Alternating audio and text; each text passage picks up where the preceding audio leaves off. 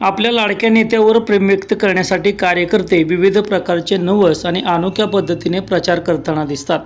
असाच एक प्रेरणादायी आणि वेगळा उपक्रम कराड तालुक्यात पाहायला मिळाला आहे.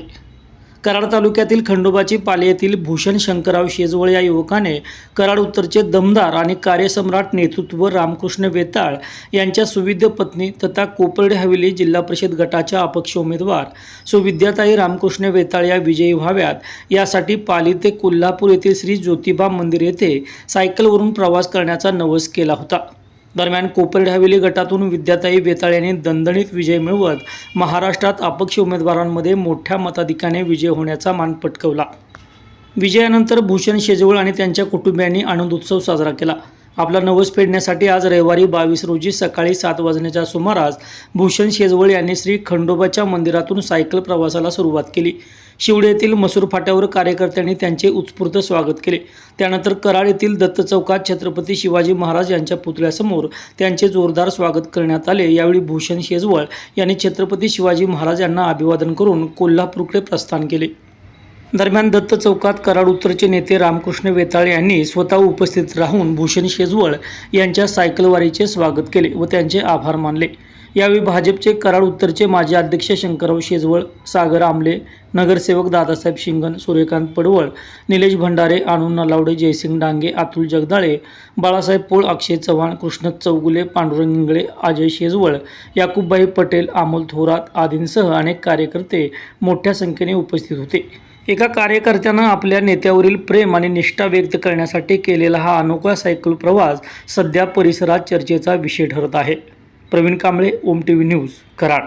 भाऊ, पालीचे भूषण शेजवळ आहेत. पालीच्या खंडोबावरून कोल्हापूरला चालले. तुम्ही विजय व्हावं म्हणून नवस केलं होतं, काय प्रतिक्रिया आहे? खरं तर सातत्यानं माझ्यासारख्यावरती प्रेम करणारा माझा सहकारी सवंगडी छत्रपतींचा मावळा परवा झालेल्या जिल्हा परिषद आणि पंचायत समितीच्या निवडणुकीमध्ये विद्या रामकृष्ण वेताळ हे उमेदवार आणि त्यांचे खालचे 2 उमेदवार निवडून यावे म्हणून त्यांनी खंडेरायाला आणि ज्योतिर्लिंगाला नवस बोललेलो आणि ते नवस फेडण्यासाठी ते सायकलीवरून जाणार आहेत आणि ते पालीमधून इथं छत्रपती शिवरायांचं दर्शन घेऊन हे आता ज्योतिर्लिंगाच्या दर्शनासाठी नवस फेडण्यासाठी निघाले. असे कार्यकर्ते, प्रामाणिक कार्यकर्ते माझ्या बरोबर ताकदीने उभे राहिले.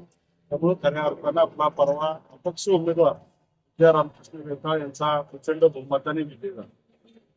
तर का भाऊ, तुमच्यावर अनेक कराड उत्तरमधून लोक प्रेम करतात, काय खासियत आहे तुमची? खरं तर मी राजकारणातला पुढारी म्हणून पेक्षू आवरत नाही.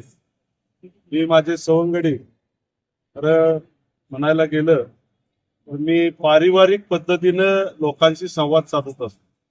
कराड उत्तर विधानसभा मतदारसंघामध्ये गेली 15-16 वर्ष माझे ज्यांच्याशी संबंध आहेत सगळी लोक माझे पारिवारिक संबंध असलेली लोक आहेत.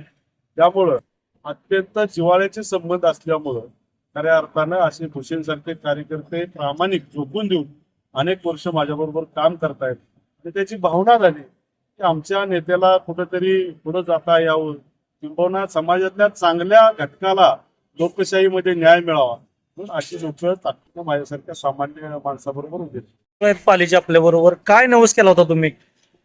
बरं, तर नुकत्याच झालेल्या सातारा जिल्हा परिषद व कराड पंचायत समितीची निवडणूक आणि या निवडणुकीमध्ये कोपर्डे हवेली गटामधून कराड उत्तर आमचे नेते रामकृष्ण वेताळ यांच्या सुविद्य पत्नी विद्याताई रामकृष्ण वेताळ यांनी या ठिकाणी अपक्ष निवडणूक लढवली आणि या सगळ्या प्रक्रियेमध्ये खरं तर आपल्या देवदेवतांचा आशीर्वाद, आपल्या कुलस्वामीचा आशीर्वाद या ठिकाणी आपल्या पाठीशी असावा म्हणून मी पालीमध्ये आमच्या घरी ज्योतिबाच्या मूर्तीला दुधाचा अभिषेक घालून मी नवस केला.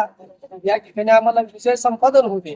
हा विजय झाला तर मी खंडोबाच्या पालीमधून ज्योतिबाला जवळपास 100 ते 105 किलोमीटरचा हा प्रवास मी पेढे घेऊन त्या ठिकाणी येऊन ज्योतिबाच्या चरणी पेढे ठेवून त्या ठिकाणी माझा नवस पूर्ण करेल म्हणून मी सायकलवरून आज सकाळी 7:30 हा प्रवास चालू केलेला आहे. आता छत्रपती शिवाजी महाराजांच्या पुतळ्याचं दर्शन घेऊन इथून पुढे सुद्धा मी हा प्रवास चालू ठेवेल. भूषणने जे काही आपल्या नेतृत्वावर विश्वास ठेवून ज्या निष्ठेनं जे देवासमोर संकल्प केला की या निष्ठावान कार्यकर्त्याला बळ मिळावं आणि देशादेवाधर्मासाठी काम करणाऱ्या प्रत्येकाच्या पाठीशी पालीचा खंडोबा काय आणि ज्योतिबा काय सगळ्या देवदेवतांचे आशीर्वाद असावेत. तो आशीर्वाद घेऊन जो काही विजय प्राप्त झालेला आहे त्या आशीर्वादाचं कृतज्ञता म्हणून देवाच्या चरणी भूषण आज निघालेलं आहे. त्याच्या या निष्ठेला खरंच सलाम आहे. त्यांनी असंच निष्ठावान कार्यकर्ता म्हणून देशादेवा धर्मासाठी जिथं जिथं काम चालेल तिथं तिथं त्यांच्या पाठीशी भूषणसारखंच आपण सगळ्यांनी उभा राहावं. रामभाऊ रामकृष्ण वेताळ हे आमचे सहकारी देशादेवा धर्माच्या कामासाठी सदैव तत्परतेने हजर असणारे हे निष्ठावान कार्यकर्ते आणि जो जो देशादेवा धर्मासाठी काम करेल त्याच्या पाठीशी हिंदू समाज म्हणून आम्ही सदैव असू. दादासाहेब शिंगण काय आम्ही काय सगळे देशाचे धर्माचे कार्यकर्ते आणि देशादेवा धर्मासाठी काम करणाऱ्या सर्वांनाच या शुभेच्छा आहेत आणि या अशाच राहतील. मिळत नाही. मी गेले 30 वर्षात काम करतो आणि असे कार्यकर्ते मिळवायला खूप नशीब लागतं आणि एवढं प्रेम करणारे तर आत्ता तर नाहीच. पण वेताळ साहेबांच्या विजयाच्या ह्याच्यामध्ये जो किलोमीटर किती पण असावं पण मनामध्ये एखादा विषय घेतला आणि त्याच्यामध्ये आशीर्वाद ही केल्याने पुढीलच्या वाटचालच्या शुभेच्छा देण्यासाठी साहेबांच्यावर प्रेम करणारा हा भूषण त्याला खूप शुभेच्छा देतो. जय हिंद जय महाराष्ट्र.